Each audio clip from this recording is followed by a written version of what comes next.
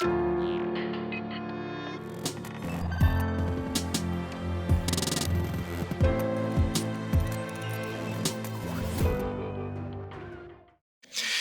I'm really happy, and also I really enjoyed the last presentation. So you will see a kind of a dialogue between both our both research.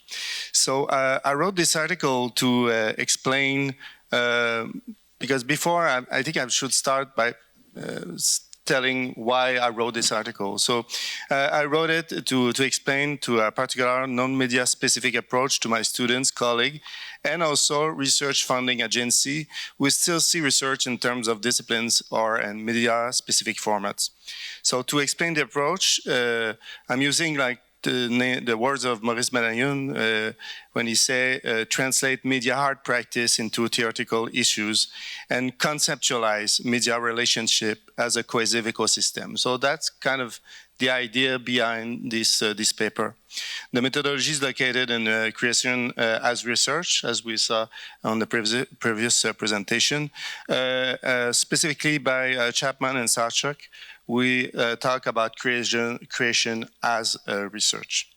So the piece will talk is Enigma, and the Enigma creation was really created with my partner in pure form, Alain Thibault, and also Remi Lapierre, who work as a creative coder inside the collective work of Enigma. So it was important to mention. So I will start to give a little word about creative industry, then talk about the concept of narrative environment, and then I will present the Enigma project and propose at the end the 3D Agnostic Media Environment. So next one. So sorry. My hand is not full. So the occupation of industrial wasteland has become a part of the digital art festival scene for many years. It's how we're using existing architecture for artistic purposes, projection on new surfaces, shape and conceptualize immersive experience. In this context of multiple large-scale installation projects have emerged with the recent growth of the experiential creative industry sector different approach. In this presentation, I raised the issue of specific experience design practice in the field of AV performance. So basically, I'm using, no, can you go back, please? Okay, I didn't push twice. So basically, I'm using the concept of Pinotti, where he talked about the notion of the environmentalization of the image.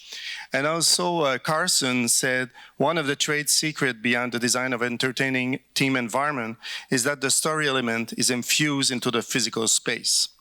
Henry Jenkins, so Pinotti is on philosophy, Carson is more practitioner, and Jenkins in communication say we should look to video games less as a story than a space with a narrative possibility.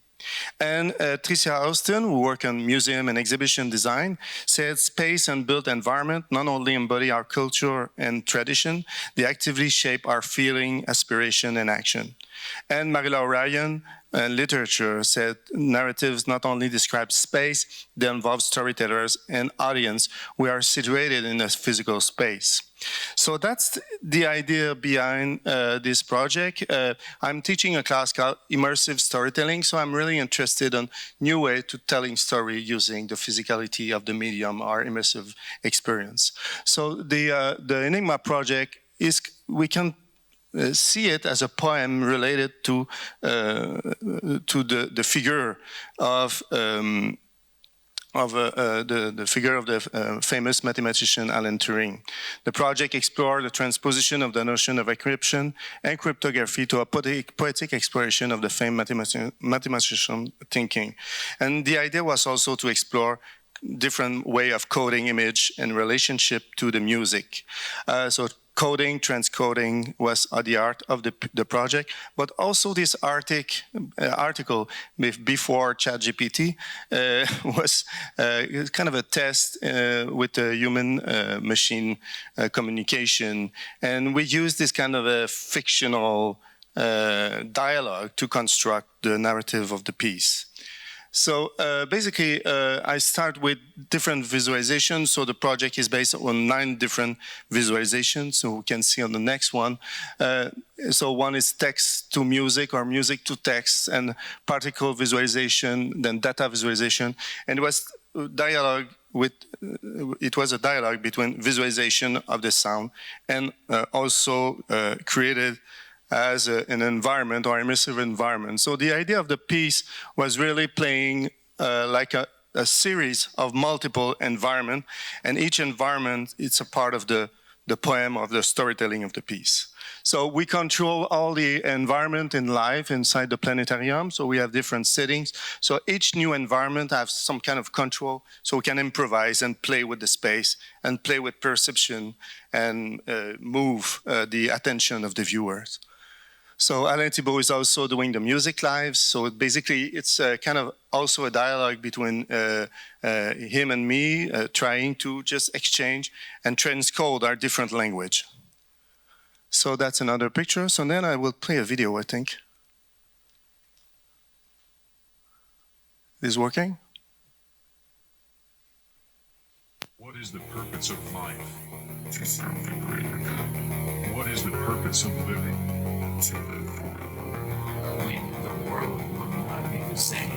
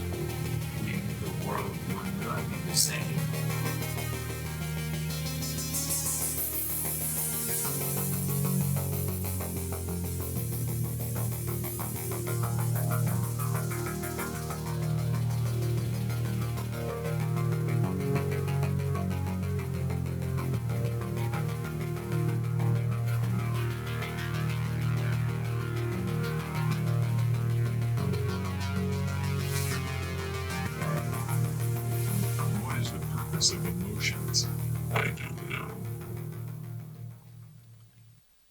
So the idea, so we've been invited to the Cultural Center, Centre Culturel Canadien, to present the work, and with the system we use, in like a couple of minutes, we create a new version for 2 screens. So that was basically the idea behind the project, and another version we made during the pandemic period. We made another version for streaming because it was possible to connect Touch Designer directly to the web. So we decided to do another version related to the context. Then I went to the École Nationale d'Architecture in Nantes, and I made another version for the display called Choralis, which is kind of a panoramic 360 video, and you have a different kind of system. And then I can show another image of the project. And recently I made another panoramic version inside a little dome in a place in called the Dominicain de Haute-Alsace, where they have a little dome for prototyping. So I used the environment to create a new piece and experiments inside it. But they also have a room for mapping. So I tried, why not create a new version and try for the space itself. So for then, I just want to stop with this image. You can see that, for example, Enigma, we have 6 different versions. And also for the white box, our previous project, I made 4 different versions, all related to context, new kind of display, experiment with new way of transmitting or creating narrative. So on the black box project made in 2009, it was kind of an intuitive way of working, but inside the Enigma, I decided to really create it in a more systematic way. So I decided to focus on the environment. So the idea was to create a series of environments. So I will skip this thing because it's about tools and also the tech lab. That's the thing that mostly is the most related to my project, where you can see for the same environment, by moving the camera, you can create or adapt the project for multiple display. So that's the thing I found, that it was related to my work. So the idea is to propose the concept of 3D agnostic media environment. Is when you create an immersive experience, you can create the environment first, then you can imagine the story as a succession of environment, and then within this framework, you can choose the kind of system or apparatus you want to display your work on. And each work, it's kind of a way to reinvent a part of the narrative related to sensorial experience. So agnostic refers to the process of automated adaptation to different device and operating system. So basically, each new installation requires some reorganization of the experience. So I made, sorry, I skipped. I made for that system to pre-visualize the project using a camera inside a dome. But we can use this system to create a pre-visualization, of different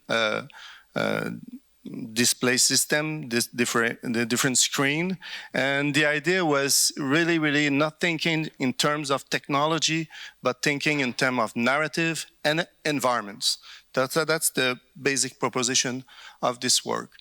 So the idea was also to talk about the idea of convergence, or it's an old idea in 2006, but the idea as with the XR or extended reality, where you don't have, like, for example, you start with a real environment and then you go to the virtual environment, the virtual augmented reality, and to finish with the virtual environment. So in the XR continuum, there's not a specific point where we should stop. Basically, it's just we use augmented reality if we need to, or we use full dome if we need to also. So I put full dome in the SAR, what we call spatial augmented reality. So it's all the technology we use, video mapping, video projection, and also dome. They all use the same system, the same software, and the same technology.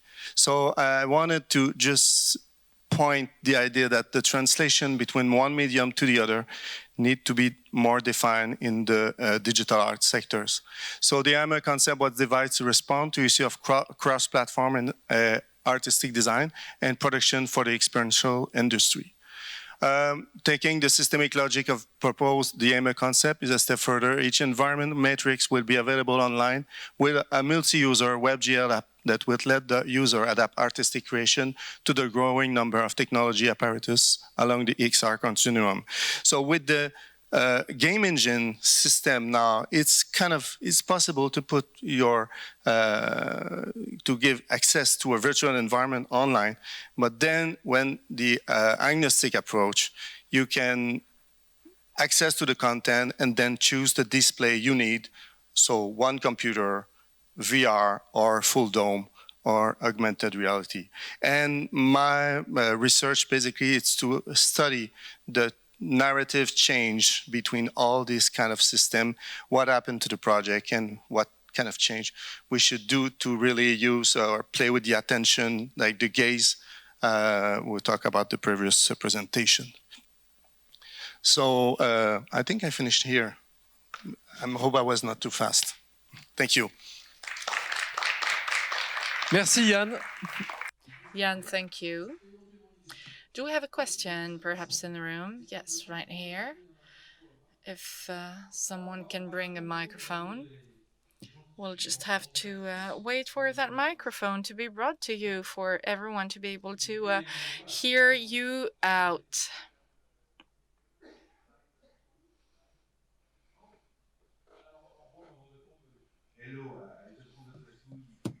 The slide on tools. You went really quickly, and I didn't have time to read it. It was too fast. Yes. Okay. Thank you. I can control. Can you put to the slide of tool? Yeah? On peut remettre les slides? So basically, I went to the group called Limart Group, and they created a list of software. And then by studying their list of software, by studying their list of software, I created category. And basically, I didn't put all the software. It was more like c'était plus un échantillonnage. It was more a sample of sorts. I wanted to see what was your take, your choice on it. That's all. Okay, I hope I didn't forget something very important. Okay, so you have live visual, modulate, resolve, video mix, mad mapper, Archaeos, visual programming, touch designer, VVV, Notch, Isadora. So that's more visual programming, creative coding. And we have some kind of bridge where you can go from one software to the other. And on the bottom, I put game engine, which basically kind of go all over, because you can code, but you also can use the game engine directly to create the visual and without too much knowledge.